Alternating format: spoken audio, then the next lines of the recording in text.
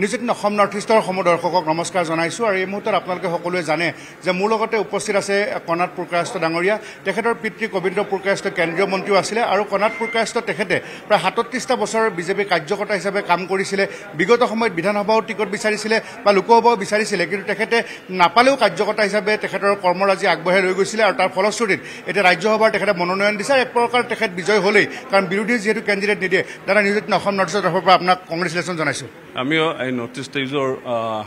সকলো নিউজ 18ৰ সকলো দৰ্শক যিবোৰ আছে আৰু আমাৰ নিউজ 18ৰ যি আমাৰ সকলো যি আমাৰ সাংবাদিক ভাই বন্ধু আছে সকলোক মই শুভেচ্ছা জ্ঞাপন কৰিছোঁ আজি মই ভাৰতীয় জনতা পাৰ্টিৰ প্ৰাৰ্থী হিচাপে ৰাজ্যসভাৰ প্ৰাৰ্থী হিচাপে মই এতিয়া মনোনয়ন দাখিল কৰিলোঁ আমাৰ NDA জোঁটৰ অসম গণ পৰিষদৰ পৰা আমাৰ বীৰেন্দ্ৰ প্ৰসাদ বৈশ্য ডাঙৰীয়ায়ো তেওঁৰ মনোনয়ন দাখিল কৰিছে আজি মোৰ কাৰণে জীৱনৰ এটা বিশেষ দিন কাৰণ এই কাৰণে মই কৈ আছোঁ কাৰণ 1988 চনত মই ভাৰতীয় জনতা পাৰ্টিৰ প্ৰাথমিক সদস্য পদ লৈছিলোঁ তাৰ পিছত মই নিষ্ঠা সহকাৰে মই কাম কৰিছোঁ ৰাজনীতি চাব পোৱা থাকে কিন্তু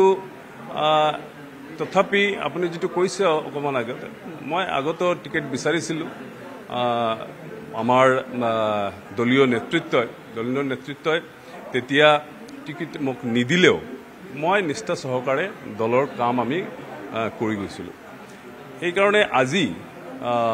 মোক দলে সেই স্বীকৃতিটো দিলে ৩৭ বছৰৰ মোৰ যেটো কষ্ট মোৰ নিষ্ঠা হেতুৰ আজি স্বীকৃতি আজি দলে দিলে সেই কাৰণে মই আমাৰ কেন্দ্ৰীয় নেতৃত্ব বিশেষকৈ আমাৰ মাননীয় প্ৰধানমন্ত্ৰী নৰেন্দ্ৰ মোদী ডাঙৰীয়া আমাৰ ৰাষ্ট্ৰীয় সভাপতি JP নাড্ডা ডাঙৰীয়া তাৰ লগতে আমাৰ গৃহমন্ত্ৰী অমিত শ্বাহ ডাঙৰীয়া লগতে আমাৰ অসমৰ সৰ্বকালৰ সৰ্বশ্ৰেষ্ঠ মুখ্যমন্ত্ৰী আমাৰ মেণ্টৰ আমাৰ গাইড ডক্টৰ হিমন্ত বিশ্ব শৰ্মা ডাঙৰীয়া আৰু আমাৰ ৰাজ্যিক সভাপতি মাননীয় দিলীপ শইকীয়া ডাঙৰীয়া লগতে আমাৰ আটাইতকৈ কাৰ্যকৰ্তা আমাৰ নেতৃবৃন্দ সকলোক মই ধন্যবাদ আৰু কৃতজ্ঞতা মই জ্ঞাপন কৰিছোঁ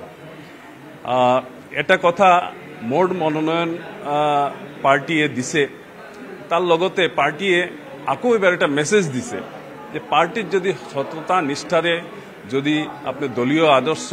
লৈ আপুনি কাম কৰি থাকে পাৰ্টিয়ে আজি নহলে কালি আপোনাক তাৰ ৰিকগনিশ্যন আপোনাক দিব আৰু হেতুই আজি হৈছে দলে মোক আজি আৰু ডাঙৰ দায়িত্ব এটা দিছে ৰাজ্যসভাৰ সাংসদ হিচাপে সদস্য হিচাপে মোক প্ৰেৰণ কৰা এটা সিদ্ধান্ত লৈছে মই ইমান দিন মানে যেনেকুৱা মই পাৰ্টিৰ নিষ্ঠা সহকাৰে কাম কৰিছোঁ আগন্তুক দিন মই দলৰ এই যে মোৰ ওপৰত যি বিশ্বাস যেটো দলে মোক ৰাখিছে হেতু কেনেকুৱা মই অক্ষুণ্ণ ৰাখি মই অসমৰ সকল মানে ডেভেলপমেণ্টৰ কাৰণে মই কেনেকুৱা কাম কৰি যাব পাৰোঁ হেতুই মোৰ উদ্দেশ্য থাকিব কিন্তু দাদা আপোনাৰ দেউতা লোকসভাৰ সাংসদ আছিলে কেন্দ্ৰীয় মন্ত্ৰী হৈছিলে আপুনি ৰাজ্যসভা আপুনি উচ্চ সদনলৈ গ'ল নিম্ন সদন এই যেটো এটা নতুন এক্সপিৰিয়েন্স হ'ব আপোনাৰ দেউতাৰ কথাও কৈছোঁ মই কি ক'ব নাই হেতু ঠিক আপোনালোকে সকলোৱে জানে যে মোৰ দেউতা ভাৰতীয় জনতা পাৰ্টি অসমত এজন ফাউণ্ডাৰ মেম্বাৰ তেখেতে বহুত কষ্ট কৰিছে দলে তেওঁক 3বাৰ সাংসদ বনাইছে এবাৰ মাননীয় প্ৰয়াত অটল বিহাৰী বাজপেয়ীজী চৰকাৰত সেই কেন্দ্ৰীয় মন্ত্ৰীও আছিলে আৰু তাৰ পিছত দেউতাৰ লগতে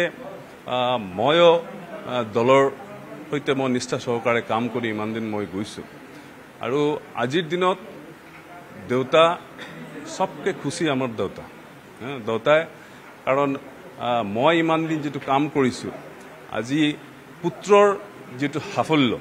হেতু সকলোৱে দেউতাই মানে ভাল পায় তেওঁলোকৰ হেতুই আল্টিমেট গোল থাকে তো আজি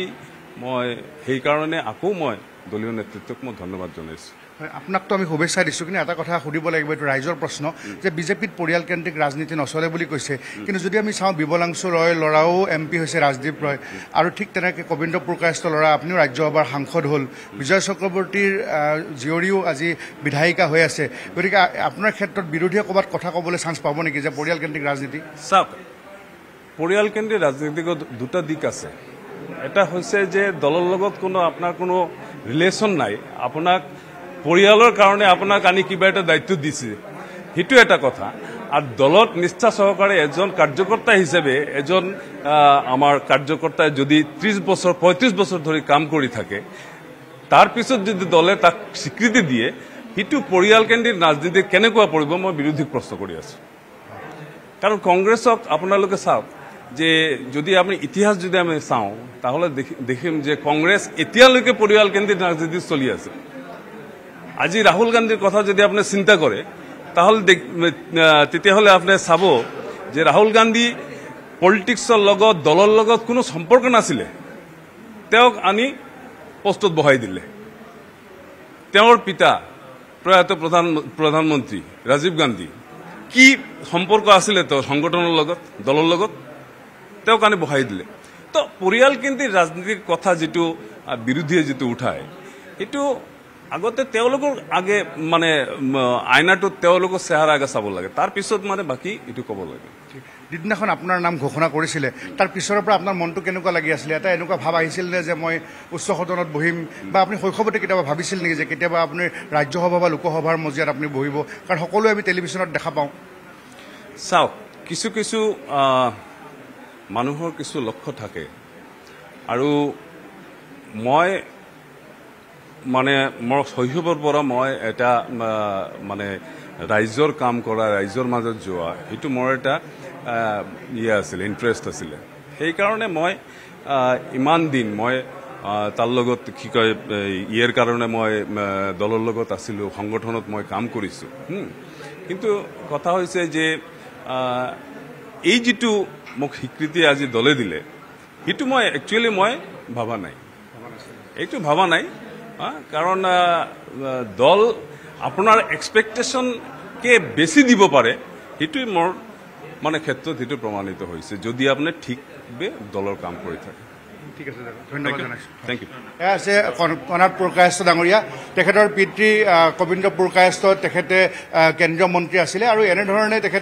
তেখেতে কৈছে যে মই ভবা নাছিলোঁ কেতিয়াও, আৰু বিভিন্ন সময়ত বিধায়ক হিচাপে বা মই লোকসভাত প্ৰাৰ্থিত্ব বিচাৰিছিলোঁ, কিন্তু নাপালোঁ, আৰু তাৰ কাৰণে মই কাৰ্যকৰ্তা হিচাপে কাম কৰি যোৱাৰ বাবে মই এনেধৰণৰ স্বীকৃতি পাইছোঁ, আৰু এই স্বীকৃতিৰ বাবে তেখেতে বিজেপিৰ যিসকল বা মিত্ৰজোঁট গোষ্ঠীৰ যিসকল নেতা আছে সকলোকে ধন্যবাদ জনাইছোঁ।